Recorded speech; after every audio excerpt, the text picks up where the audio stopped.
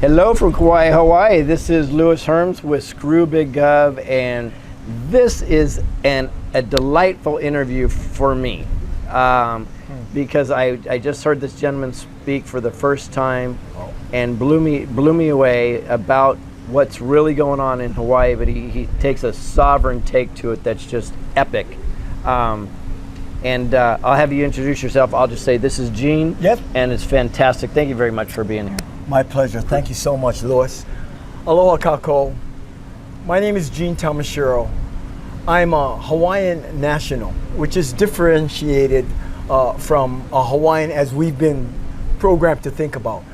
Hawaiian is a nationality. I'm actually of my ethnicity, Okinawan. My family has been here just a bit over 100 years. And in 1893, which is before my grandparents arrived, the U.S. corporate military occupation of Hawaii had begun. A lot of people in Hawaii, certainly, and throughout America know what happened to Queen Liliuokalani January 17, 1893, when the United States Federal Corporation, which was created in 1871, the District of Columbia. 22 years after that, the first regime change occurred. The unlawful occupation of these Hawaiian islands had begun. We are now 130 years plus. Many people know about that because there's no treaty of annexation. And if you don't have a treaty of annexation, by definition, that is an occupation. And people find that, and I can understand this, people find that to be an inconvenient truth, but within that truth of occupation, that's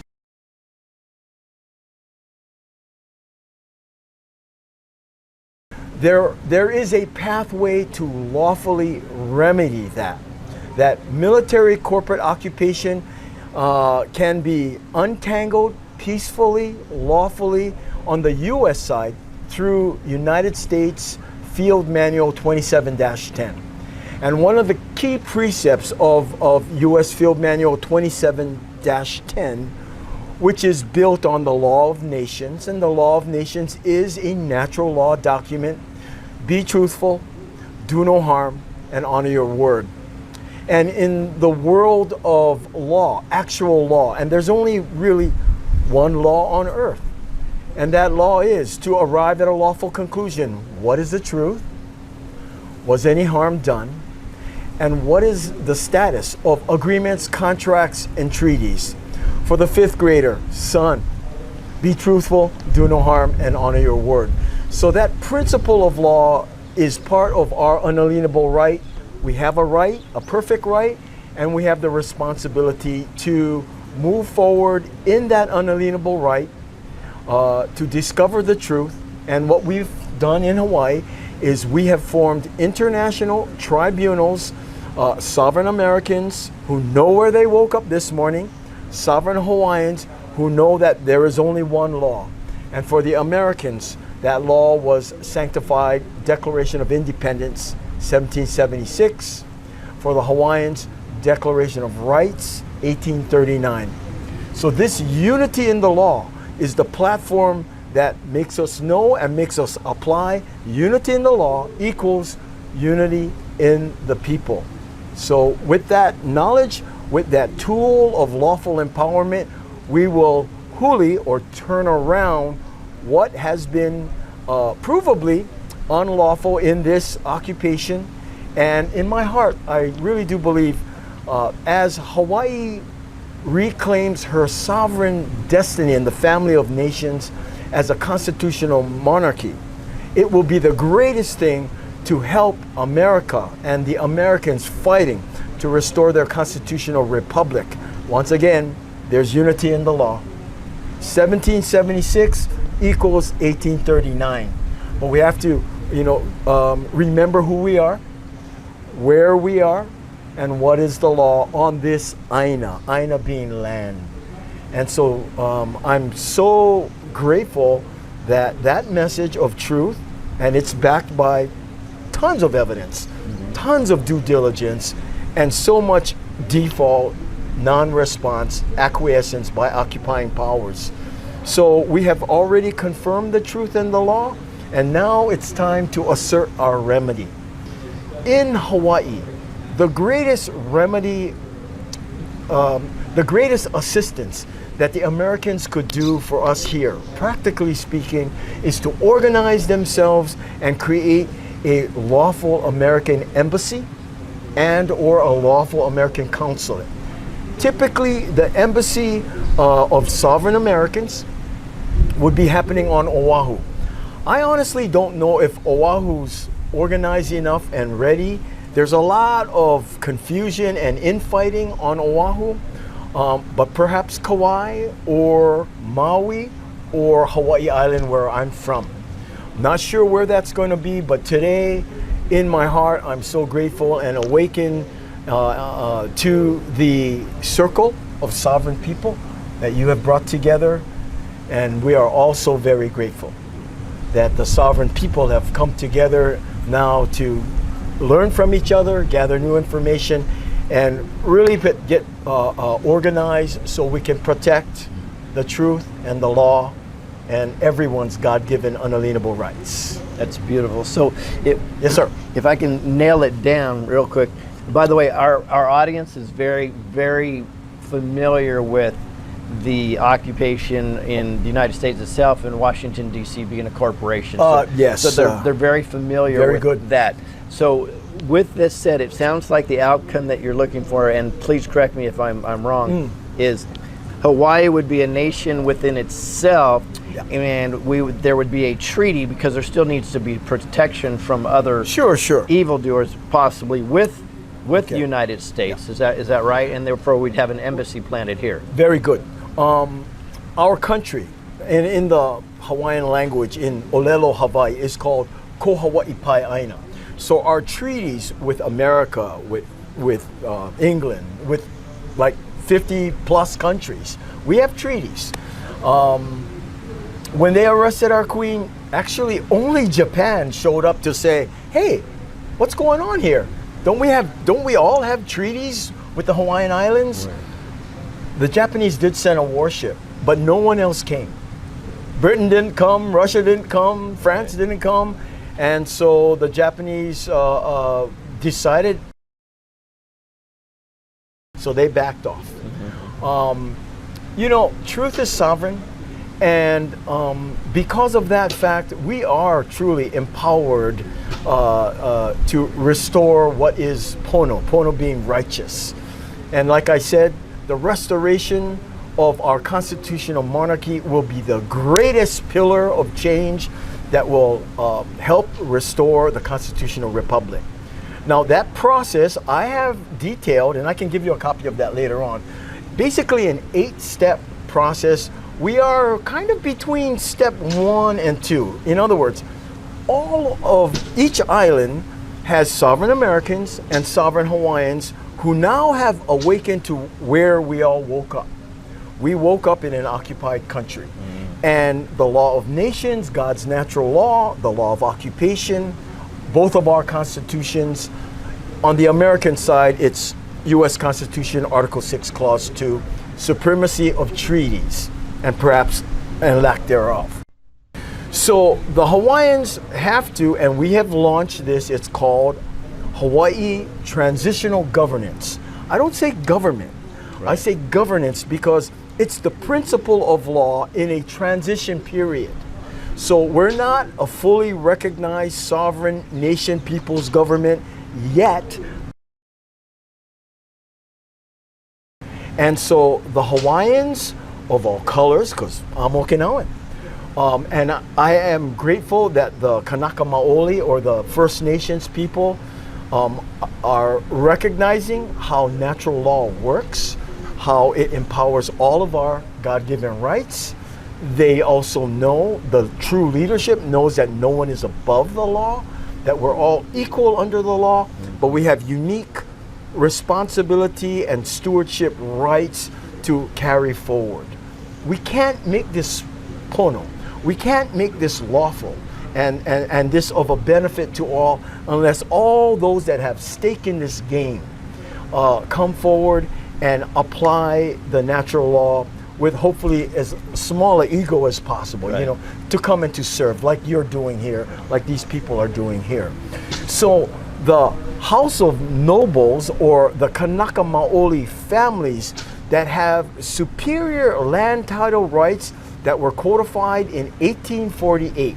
Many of you people have heard about the great Mahele, the Mahele law, where the king who had stewardship of the whole archipelago, he could see that he needed to create a constitutional monarchy, and he did that not at gunpoint, but by the wisdom that said, if I retain all the rights to all the land in Hawaii, if some power takes me out, they now control everything.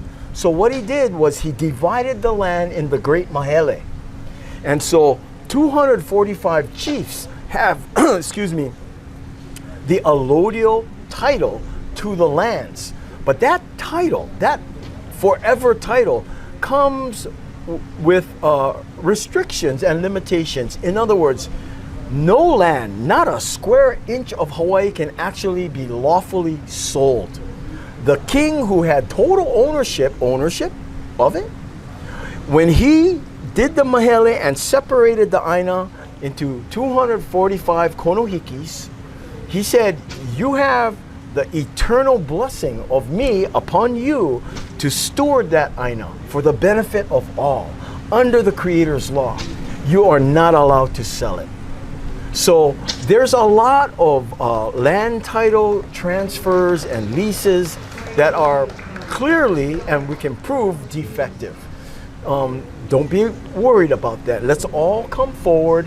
We have located and we found the families that have lawful land title, and educate each other in how to untangle this 130-year, and as we've learned in this great convention, thousands of years, this brainwashing, this false presumption, this corporate illusion that everyone was born into. We have learned to get right back to the core of what is the truth? Was any harm done? Yes, a lot. And what is the status of contracts, agreements, and treaties? And how do we take that information and begin to untangle all this heva, what we call heva, all this unrighteousness and harm? So we're at the point where if and when the sovereign Americans in Hawaii, as well as on the continent, come together, we can reach me, reach others, because we actually know each other now, all islands, the Hawaiian leadership and the families, and the American leadership and families that know how God's law works, know that there's unity in the law. We know each other, we're in contact with each other. Some of us have been, at odds with each other, but now is the time for unity, and I'm so grateful that Americans, even for the first time that we meet, hear the words that truth is sovereign, and that we carry no fear. We carry the heart of compassion and forgiveness and love. And we've begun that process to heal. Thank you so much to do absolutely. that. So when we have, let me finish off. Please. When we have that national election, that's when we have elected our head of state in the constitutional monarchy. Now, our de jure constitutional monarchy is fully restored, and he can talk to the sovereign Americans. And I know there's sovereign assemblies in America that rebuke the federal corporation from DC. Those are the people that we need to convene a treaty of peace with. Those are the people, when we do that, that will facilitate the restoration of the military, of the Congress, of the people in the constitutional republic, so that we can have a status of forces agreement. Right. Yes. So the treaty of peace, once our head of state, our king or our queen, is elected, all under God's natural law, and on this soil, 1839 Declaration of Rights, and then a status of forces agreement, so that dark powers across the planet, wherever they might come from, that they will be held at bay by a restored monarchy and a restored republic, together in unity. Right. Brothers. So that's beautiful. So Thank you. What can people in the mainland do? Yeah. They could reach me. Like I said, no one is above the law, but I've taken it upon myself, as well as other sovereign Hawaiians of all colors and sovereign Americans. I say we have been gifted and empowered to take that responsibility as sovereign people all over the earth. We are united in the truth and the law. Whenever I move forward in any agreement, I want to make sure the wording and the details and the agreement that we're signing our honor, we're signing our truth, and standing face to face to say, I stand by this. My autograph is there. Right. Okay? That we make sure that agreements going forward are actually based on the natural law. And if we do so, and we actually have, on our side, we've crafted a declaration of unity between the Hawaiians and the Americans. I don't have it on me, but I can show it to you later. People can go to. Can I mention? Please, I was going to ask website. you. Yeah, okay. Please. Well, you can find more information about what I do. Natural Law Hawaii, and that's Instagram. We podcast live stream from that, and also we have a website. It's called naturallawhawaii.ueniweb.com. Okay. We'll write it down there too. Sure. We'll write Fantastic. You could reach out to me. I'm area code 808-785-0402. And I think it's important that not just individuals, and I'm open to however God leads us to communicate with individuals unaligned with any organization, with a circle of sovereign people. I'm happy to say that I've made contact with Freedom Force International and Dr. David Martin and others who have been strong in our unalienable rights to expose the fake science that has taken over the whole planet. That's right. Temporarily. That we're beginning meaningful conversation there, like Red Pill University. They have Red Pill Expos. I would guess that's very similar to Truth Tour. Are you familiar with G. Edward Griffin? Yes, of course. Okay, are you friends? Yeah, no. Not yet? Not yet. You're going to connect. Yeah. G. Edward Griffin wrote The Creature from Jekyll Island, right? And this exposes the main tool, I feel, that the corporate false presumption has used over America when they created the private Federal Reserve. Just printing money out of thin air. Yeah. And as Brian mentioned, money's coming from this federal corporation to fund programs by the insurance companies, by the medical system, so that the tyranny of this fake science can continue. They're giving money to the media also. And so we know that truth is sovereign, and the light of truth that is upheld by sovereign Americans, sovereign Hawaiians, that we will prevail. I fully believe, as Yeshua the Messiah is my protector and my guide, thy will be done on earth as it is in heaven, and that Hawaii has a powerful destiny to fulfill that, to help fulfill that mission. And we need the Americans' help, just like I believe they need our help, because the true land title of this Aino belongs to the First Nations people. And we can be a little microcosm, a little homeopathic remedy, in the belly of the beast. The 50th state, this blue state, is like a big, it's ground zero, at least in the Pacific, to be the belly of the beast. But because truth is sovereign, and our prayers and our visions, our hearts are heard, that's how we met. Well, thank you. I'm a witness to it, brother. thank you, my brother. Thank you. This is beautiful. Appreciate you a lot. God bless you. God bless. I'm looking forward to next steps. Make sure you forward this all over the place, because that's how he's going to get the word out. Okay. God bless you. Aloha.